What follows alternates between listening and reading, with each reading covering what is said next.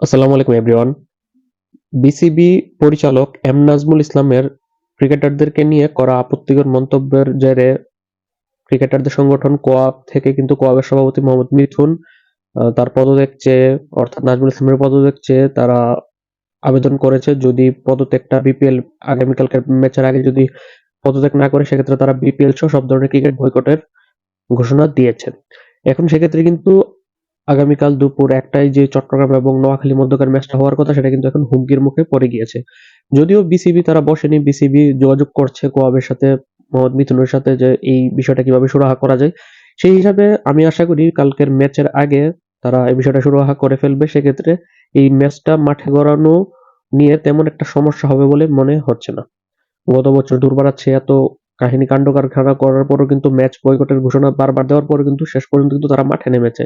এবছর আমার মনে হয় যে এরকম কোনো সমস্যা হবে না, ম্যাচ বয়কটের ঘোষণা দিলেও পরবর্তীতে সেটা সুরাহা হয়ে যাবে। এখন কথা হচ্ছে এই গুরুত্বপূর্ণ ম্যাচে চট্টগ্রামের জন্য এটা গুরুত্বপূর্ণ, নোয়াখালীর জন্য গুরুত্বপূর্ণ।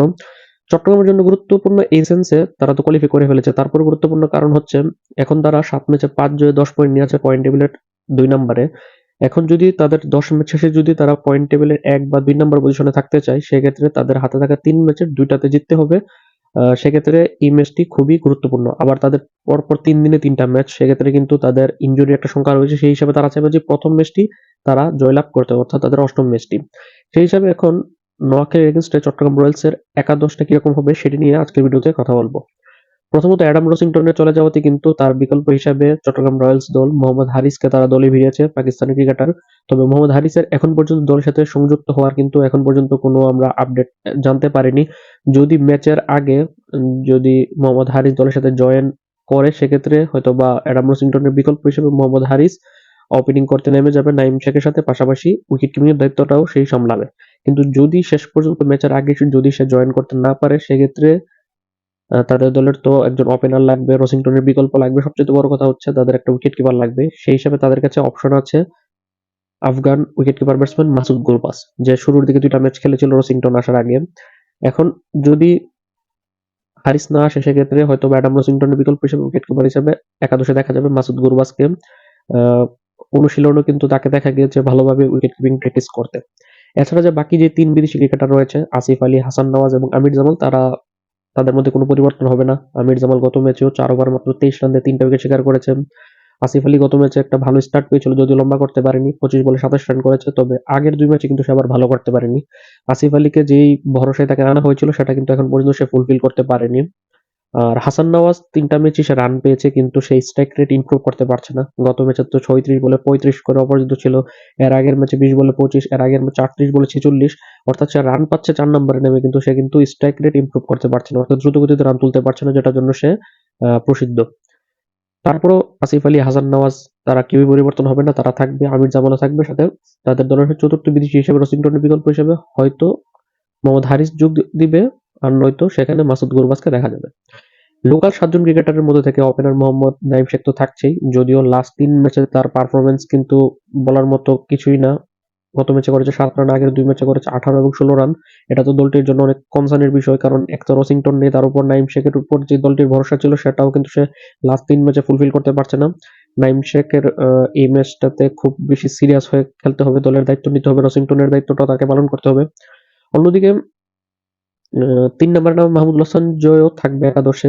যদিও গত ম্যাচে মাত্র 4 রান করেছে কিন্তু এর আগের ম্যাচে 21 বলে 44 রানের একটা বিধ্বংসী ইনিংস খেলেছিল, সে থাকবে।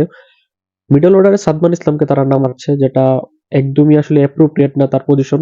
হয় তাকে ওপেনিং এ নামাতো, নয়তো তাকে সর্বোচ্চ পূর্বপরি 3-এ নামাতো। যেহেতু রসিংটন এবং নাইম শেখ ওপেন করছিল, ওপেনিং এ নামার তার সুযোগ নেই, 3-এও নামার সুযোগ নেই মাহমুদুল হাসান জয় খেলাতে। এখন তারপরও কেন তাকে জোর করে 5 নম্বরে খেলানো হলো গত ম্যাচে, এর আগে 2 ম্যাচে তো 5 উইকেট যাওয়ার পরে তাকে নামানোই হয়নি। সেই সবকিছু মিলে আসলে সাদমান ইসলামকে তার পছন্দের টপ অর্ডার পজিশনে যদি না খেলানো সেক্ষেত্রে তাকে একাদশে রাখারই কোনো মানে আমি দেখছি না। আর বাকি এই দলের যদি বোলারদের কথা বলি, এর আগে তাদের অধিনায়ক মাহিদি হাসানের কথা বলতে হয়, সে কিন্তু অলরাউন্ডার হিসেবে পারফর্ম করছে, এবার বিপিএল এ ব্যাট হাতেও কন্ট্রিবিউট করছে। গত ম্যাচে 25 বলে 28 রান করেছে, বল হাতেও 4 ওভার 21 রান দিয়ে একটা উইকেট শিকার করেছে। সে তো থাকছেই, পাশাপাশি তার সাথে ভাতি স্পিনার তানভীর ইসলামও থাকবে, গত ম্যাচে মাত্র 26 রান দিয়ে 2টা উইকেট শিকার করেছে। তাদের লিডিং পেসার শহীদুল ইসলামও থাকবে, গত ম্যাচে 4 ওভার মাত্র 20 রান দিয়ে 2টা উইকেট শিকার করেছে। তবে তাদের আরেক বাঁহাতি পেসার আবু হায়দার রনির লাস্ট 3 ম্যাচের পারফরম্যান্স আসলে সুবিধাজনক না। গত ম্যাচে 2 ওভারে 20 রান দিয়ে কোনো উইকেট শিকার করতে পারেনি। আগের ম্যাচে 4 ওভারে 35 রান দিয়ে মাত্র 1 উইকেট শিকার করেছে। এর আগের ম্যাচে 3 ওভারে 29 রান দিয়ে 1 উইকেট শিকার করেছে। তারা যদি চায় যে আবু হায়দার রনিকে তারা ড্রপ করবে পারফরম্যান্সের পর, সেক্ষেত্রে তার জায়গাতে হয়তোবা তারা মুকিদুল ইসলাম মুগ্ধকে আনতে পারে, ডানহাতি পেসার। এখন যদি আমরা দেখি যে একাদশটা এখন কিরকম হবে, যদি মোহাম্মদ হারিস ম্যাচের আগে দলের সাথে জয়েন করে, সেক্ষেত্রে ওপেন করবে মোহাম্মদ নাইম শেখ এবং মোহাম্মদ হারিস, উইকেট কিপিং করবে হারিস, 3-এ মাহমুদুল হাসান জয়, 4-এ হাসান নওয়াজ, 5-এ আবার ঘুরে ফিরে সাদমান ইসলামকে তার নামাবে যদি তাকে পরিবর্তন না করে।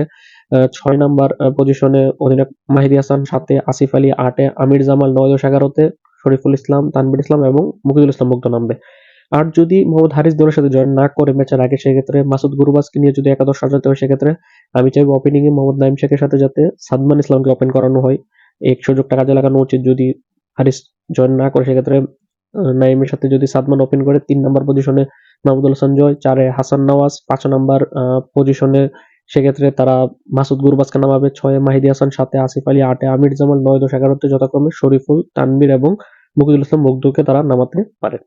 আপনাদের কাছে কি মনে হয় যে সাদমান ইসলামের পজিশনটা কত হওয়া উচিত, কয় নম্বরে হওয়া উচিত, এবং সাদমান ইসলামকে যদি তারা ওপেনিং বা 1-2-3 জায়গা না দিতে পারে, সেক্ষেত্রে কি তাকে একাদশে অযথা টানাটা কি সমীচীন হবে কিনা? আপনার মতামত অবশ্যই জানাবেন।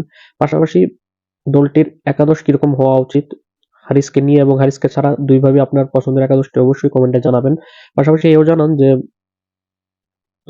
নোয়াখালী এক্সপ্রেস কি টানা 3য় জয় নিয়ে তারা হ্যাটট্রিক জয় অর্জন করতে পারবে, নাকি তারা চট্টগ্রাম রয়্যালসের কাছে হেরে তারা অফিসিয়ালি টুর্নামেন্ট থেকে ছিটকে যাবে। আর চট্টগ্রাম রয়্যালসকে এই ম্যাচটাতে জিতে 12 পয়েন্ট নিয়ে তারা একটা ভালো অবস্থানে থাকতে পারবে কিনা? আপনার মতামত অবশ্যই জানাবেন।